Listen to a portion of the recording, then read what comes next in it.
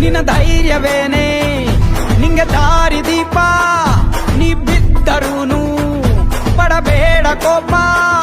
ವನವಾಸ ಕಂಡ